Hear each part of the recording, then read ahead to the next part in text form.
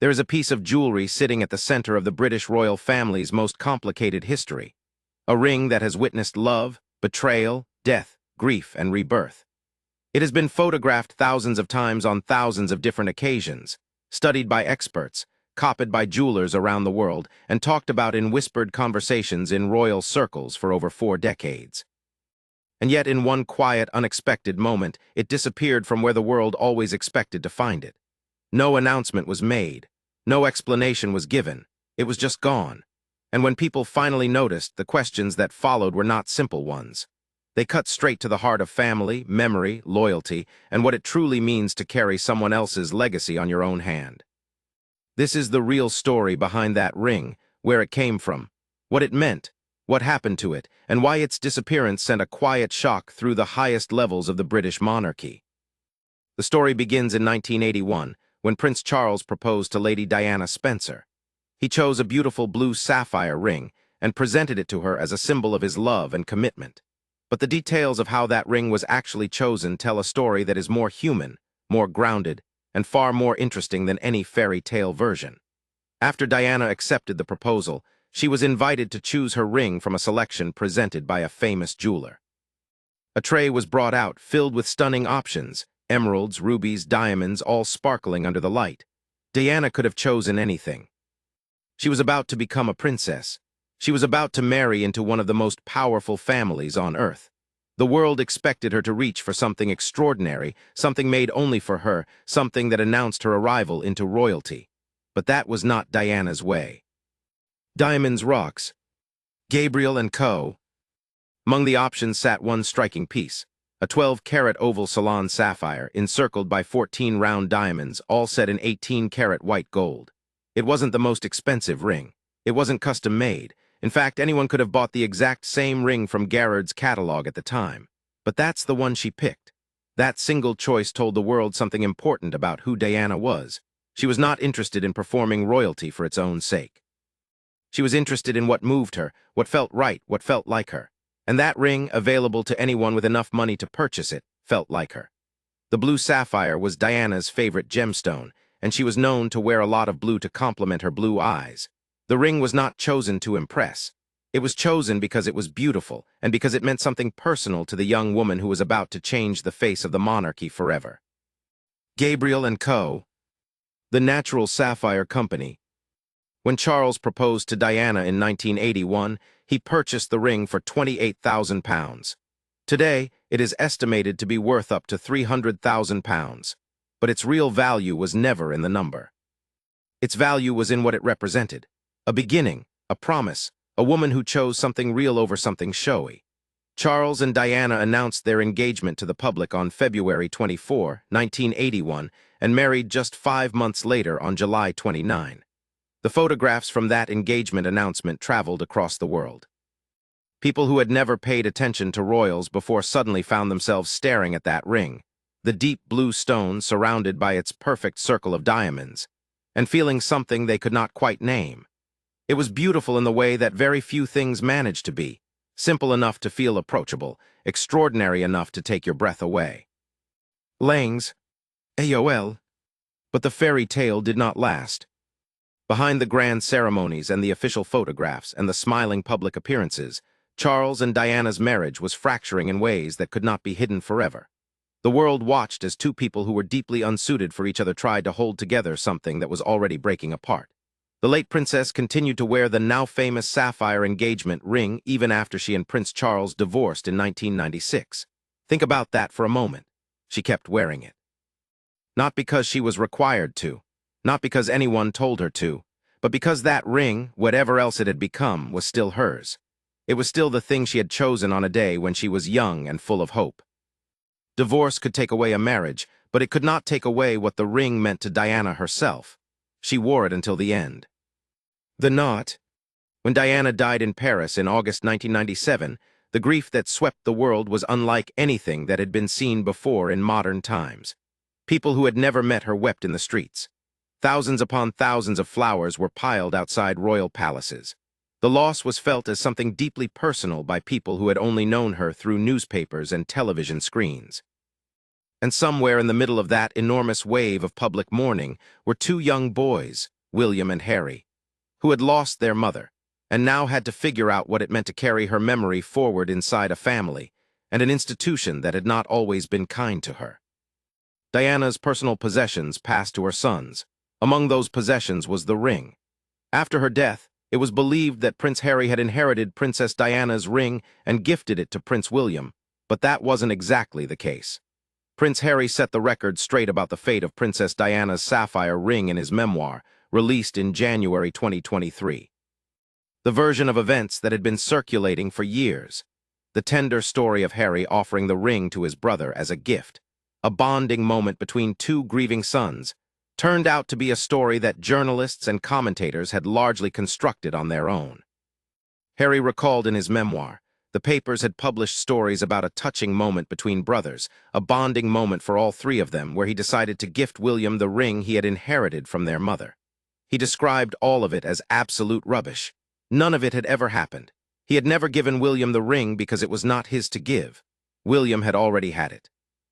The knot. William had held on to his mother's ring. He had kept it, carried it, protected it, and eventually decided what to do with it on his own terms. Talking about why he proposed to Kate with his mother's engagement ring, William once explained that since his mother was not going to be around to share any of the fun and excitement of the engagement, giving Kate the ring was his way of keeping her close to it all. That is a sentence that deserves to sit quietly for a moment. He was not giving Kate his mother's ring as a grand, romantic gesture designed to be admired by the world. He was giving her that ring because the alternative, a proposal without any piece of Diana present, felt incomplete. The ring was a way of including the woman who was not there in a moment she would never get to witness. The Royal Observer.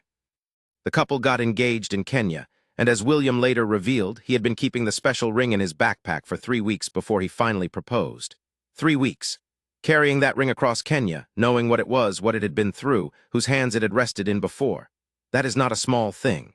That is a young man walking around with the full weight of his mother's life and loss sitting in a backpack, waiting for the right moment to pass it forward. The Royal Observer. In October 2010, Prince William gave Catherine Middleton his mother's blue sapphire and diamond ring to mark their engagement. When the official photographs were released, the ring was immediately recognized. People who had watched Diana wear it for years now saw it on Kate's hand, and the effect was electric. It was as if two timelines had suddenly connected, the past reaching forward to touch the present. A woman who was gone making herself felt in a room she had never entered. Since Prince William presented Kate Middleton with Princess Diana's engagement ring in November 2010, it became a constant presence on her finger. For nearly 14 years, the Princess of Wales wore the sapphire and diamond heirloom. Gerard. Chichid. 14 years. Through state visits and charity engagements and school runs and hospital visits and diplomatic tour, and every formal appearance the role of Princess of Wales demanded, that ring was there. It became so associated with Kate that it was almost impossible to imagine one without the other. Photographers knew to look for it. Fans tracked it. Jewelry experts wrote articles about it. It had become, in its own way, as much a part of Kate's public identity as her clothes, her smile, or her composure under pressure. And because it had been Diana's, it carried a meaning that went far beyond fashion or tradition. Every time someone looked at that ring on Kate's hand, they were also, in some small way, looking at Diana. Which is exactly why people noticed when it was gone. Following Kate's cancer diagnosis and the beginning of her treatment, the ring noticeably disappeared. It was absent in the Mother's Day photograph featuring Kate with Prince George, Princess Charlotte, and Prince Louis. The photograph itself became its own kind of controversy. Later, Kate admitted she had edited it, and the photo was pulled by major news agencies. But even before the editing issue exploded into headlines, people had already noticed the ring. Or rather, they had noticed its absence. A finger that had worn that ring for 14 years was bare. And in the particular, high-attention world of royal watching, a bare finger is never just a bare finger. Chichid.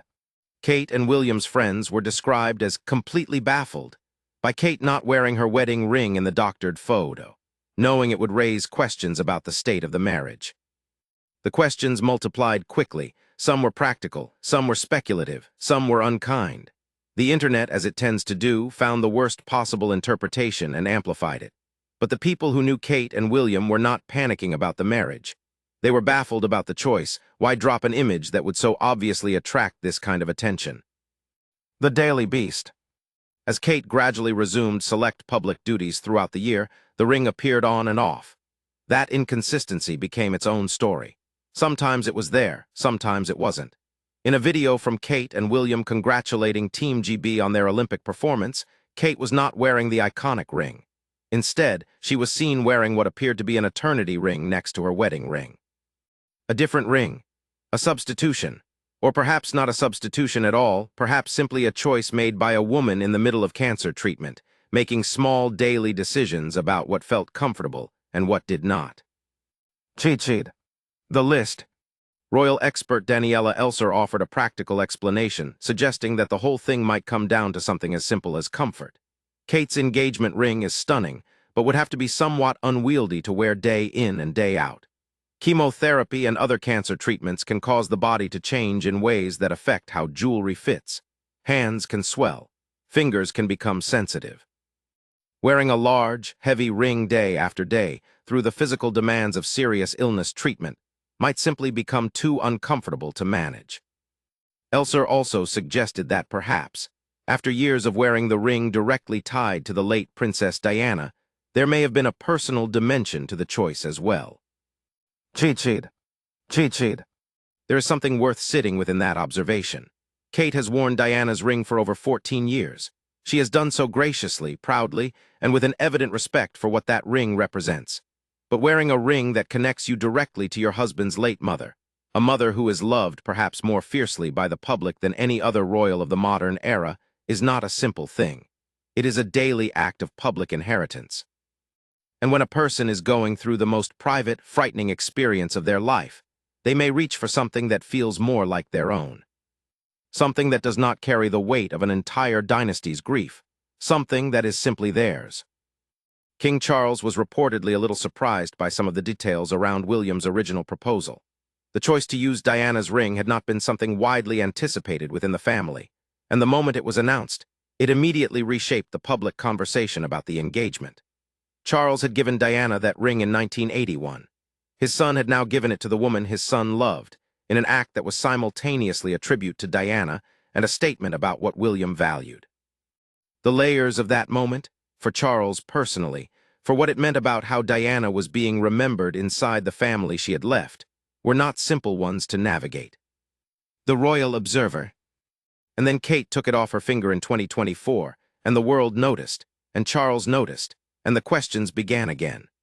Not accusatory ones, not the cruel ones that had briefly circulated online, but deeper, quieter questions about what that ring means now, to Kate, to William, to Charles, to the memory of Diana, to everyone who has ever looked at a piece of jewelry and understood that objects can carry entire lives inside them. Kate swapped out her sapphire engagement ring for another piece of jewelry during this period, and in doing so reminded the world that she is not simply a keeper of relics. She is a woman who went through cancer, a woman who made her own choices about what to wear on her own hands during the hardest months of her life. The ring will likely return, and in fact, in many of her public appearances, it has continued to come and go. But the brief, quiet absence of it opened a window into something the public rarely gets to see. The private weight that comes with being part of this family, with carrying this history, with wearing this ring. Diana chose it because it felt like her. William kept it because it was the one piece of his mother he could hold on to and then pass forward. Kate wore it for 14 years as both a tribute and an inheritance. And then, for a while, in the middle of illness and recovery and the slow, careful work of returning to public life, she set it down, not because the history didn't matter, but because she needed, for once, something that was simply about now, about the woman she is today, rather than the legacy she carries. That perhaps more than anything is what left the world, and those watching most closely, genuinely without words.